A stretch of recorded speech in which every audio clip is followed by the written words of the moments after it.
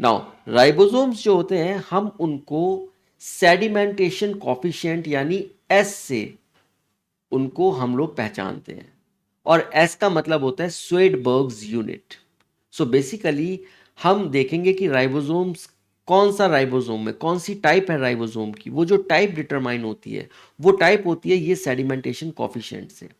और ये जो स्वेडबर्ग यूनिट होती है जिसमें हम इस सेडिमेंटेशन कॉफिशिएंट को मेजर करते हैं, ये बेसिकली उसके डेंसिटी और साइज का इनडायरेक्ट मेजरमेंट होता है। ऑलराइट, अब अगर आप देखें तो ये हम लोग जो करते हैं यूकैरियोटिक राइबोसोम्स जो होते हैं वो 80s होते हैं, यानी कि जो उनकी जो सेडिमेंटेशन कॉफिशिएंट होता है वो 80s होता है। और जो उनकी सब यूनिट्स होती हैं, लार्ज सब यूनिट और स्मॉल सब यूनिट, लार्ज जो होती है वो 60s की होती है और जो स्मॉल होती है वो 40s की होती है। अब अगर आप देखेंगे तो बहुत सारे स्टूडेंट्स के अंदर ये कन्फ्यूजन होता है कि सर 60 और 40 तो 100 होता है, तो ये 80 क्यों है?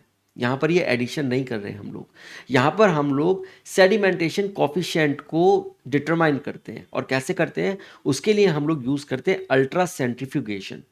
तो अल्ट्रा सेंट्रीफ्यूगेशन एक मशीन होती है जिसके अंदर, जैसे आपकी मिक्सी होती है घर में, और वो उसके अंदर का जो ब्लेड होता है वो बहुत ज़्यादा तेज़ी के साथ रोटेट करता है, इसी तरीके से हमारे पास होता है लैब के अंदर अल्ट्रा सेंट्रीफ्यूज। और उस अल्ट्रा सेंट्रीफ्यूज के अंदर कुछ रोटर्स होते हैं जिनके अंदर हम कंटेनर्स में कुछ जो जो ये राइबोसोम्स या सेल के जो एक्सट्रैक्ट होता है उसको हम लोग डालते हैं और उसको हम स्पिन करते हैं, उसको रोटेट करते हैं, और बहुत हाई उसके रोटेशन होते हैं। राइट, तो वो जो रोटेशन होता है उससे क्या होता है, जो जिस भी डेंसिटी का और साइज का ये पार्टिकल होता है उसका जो स्पीड होती है रोटेट करने की, वो स्पीड अलग हो जाती है। उसका जो सेडिमेंटेशन होता है, उसका रेट ऑफ सेडिमेंटेशन हम जिसको बोलते हैं, वो रेट ऑफ सेडिमेंटेशन उसका डिफरेंट होता है।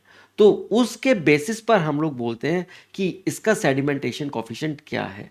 तो अगर आप देखें तो ये 60s है, 60s इसका सेडिमेंटेशन कॉफिशिएंट है। लार्ज सब यूनिट का 40s होता है सेडिमेंटेशन जो स्मॉल सब यूनिट का। और जब ये दोनों मिलते हैं और एक कंप्लीट यूनिट बनाते हैं तो वो बन जाता है 80s का यूकैरियोटिक राइबोसोम, यानी इसका जो कंप्लीट यूनिट का सेडिमेंटेशन कॉफिशिएंट होता है वो 80s होता है।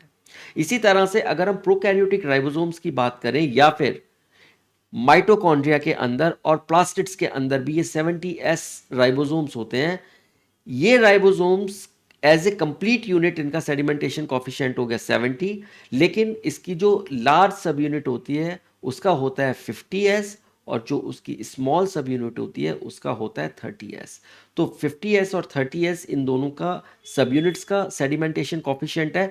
और कंप्लीट यूनिट, कंप्लीट राइबोसोम का, प्रोकैरियोटिक या ऑर्गेनली जो हमारे डीएनए होते हैं, सॉरी राइबोसोम्स होते हैं जो माइटोकॉन्ड्रिया और प्लास्टिड्स में होते हैं, उनका होता है 70s। तो इस तरह से हम लोग राइबोसोम्स को टाइप करते हैं कि ये किस टाइप का राइबोसोम है।